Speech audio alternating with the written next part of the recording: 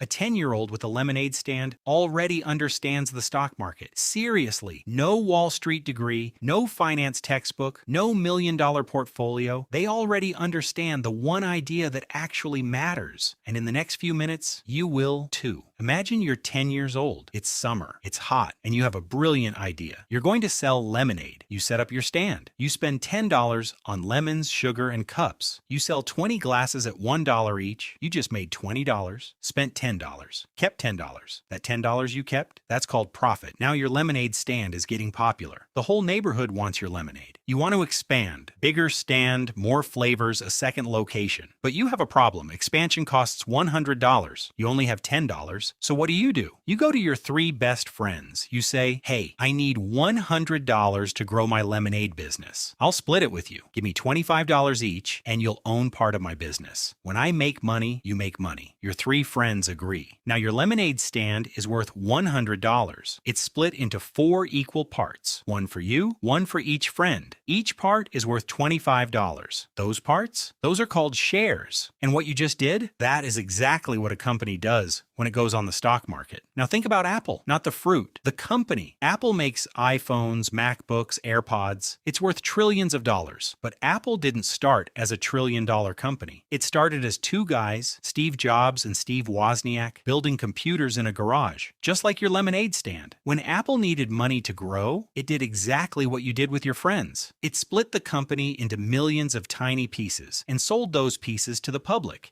Each tiny piece, 1 share of Apple stock. When you buy 1 share of Apple, you become a part owner of Apple. For real, not pretend, not symbolic. You literally own a tiny slice of every iPhone sold, every app downloaded, every AirPod unboxed. Now here's where it gets interesting. If Apple does well, more people buy iPhones, the company becomes more valuable, and your slice becomes worth more. If Apple struggles, fewer iPhones sold, the company becomes less valuable, and your slice goes down. That's it. That is the entire stock market. People buying and selling tiny pieces of companies based on how well they think those companies will do. Now, where does all this buying and selling happen? Remember the lemonade analogy. Imagine there's a giant marketplace in your city. Every lemonade stand, every pizza shop, every toy store, they all come to this marketplace and put up their slices for sale. Buyers walk around. They pick the businesses they believe in. They buy slices. That marketplace? In America, it's called the New York Stock Exchange or the NASDAQ. These are the real places, physical buildings and digital systems, where millions of people buy and sell slices of thousands of companies every single day. Apple, Google, Microsoft, Amazon, Nike, McDonald's. Every one of them, split into millions of pieces, were being bought and sold right now as you watch this video.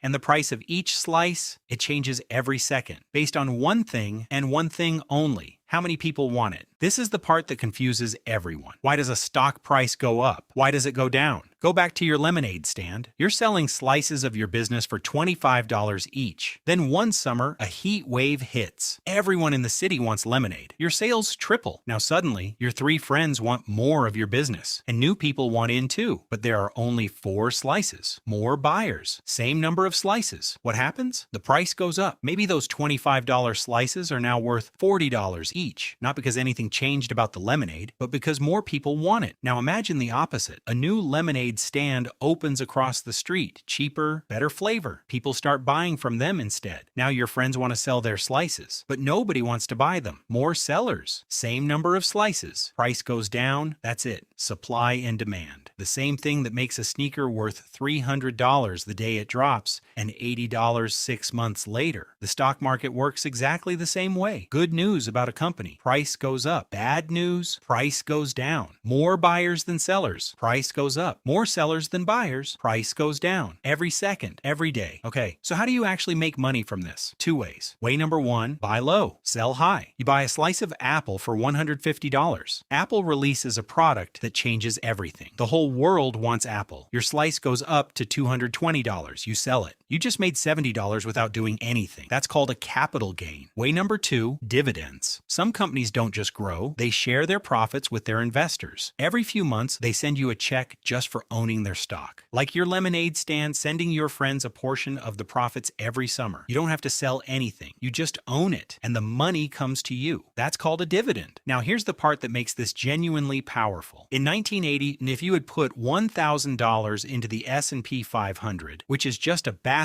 of the 500 biggest American companies, and done absolutely nothing, by 2026, that $1,000 would be worth over $100,000. You didn't pick the right stock. You didn't watch the market every day. You didn't stress. You didn't panic. You just owned a tiny slice of America's biggest companies and let time do the rest. That's the real secret of the stock market. Not genius, not luck, just time. But here's where most people destroy themselves. And almost nobody talks about this part honestly. You buy a stock, let's say Apple at $150. A week later, it drops to $120. And your brain does something very specific. It panics. Every instinct in your body says, sell, get out, stop the bleeding. And most people do. They sell at $120. They lock in the loss. They walk away feeling relieved. And then, 6 months later, they watch that same stock climb to $190. This is the #1 way people lose money in the stock market. Not bad companies, not bad timing. Emotion. Dalbar, a research firm that studies investor behavior, found that the average investor underperforms the market by 3 to 4% every single year. Not because they picked bad stocks, because they panicked and sold at the wrong time and bought back in when everything felt safe, which is always near the top. Fear makes you sell low. Excitement makes you buy high. The exact opposite of what you should do. The investors who actually build wealth over 20, 30, 40 years, they don't watch the market every day. They don't react to every headline. They don't panic when it drops. They just keep going because they understand something most people never figure out. The stock market has never, in all of American history,